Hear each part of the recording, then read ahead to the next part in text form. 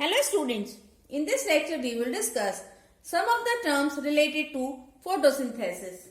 In photosynthesis, the solar energy is absorbed and is converted into chemical energy which gets stored in the form of food. During this process, oxygen is produced. The solar energy comes to Earth in the form of small packets of energy called photons or quanta. And the energy associated with each photon is called quantum.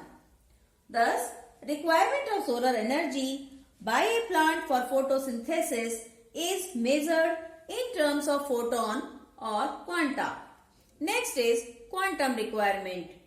The number of photons required by the plant to release one molecule of oxygen during the process of photosynthesis is called quantum requirement.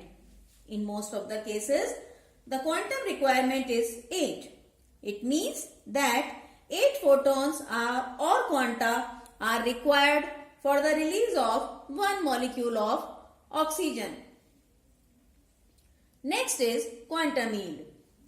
The number of oxygen molecules released per photon of light during the process of photosynthesis is known as quantum yield. If we take quantum requirement to be 8, then quantum yield would be 1 upon 8 equal to 0.125. Next, we will discuss about the phenomena of red drop and Emerson's enhancement effect. Robert Emerson, along with his co-workers, in the year 1950, carried out an experiment to determine the quantum yield of photosynthesis in algae chlorella by using monochromatic light of different wavelengths.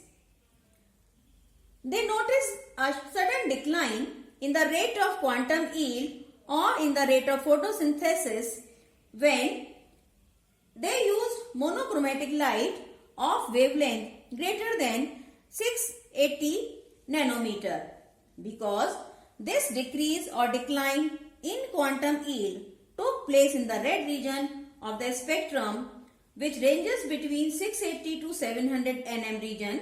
It was called red drop. Rest of the experiment we will discuss in next lecture.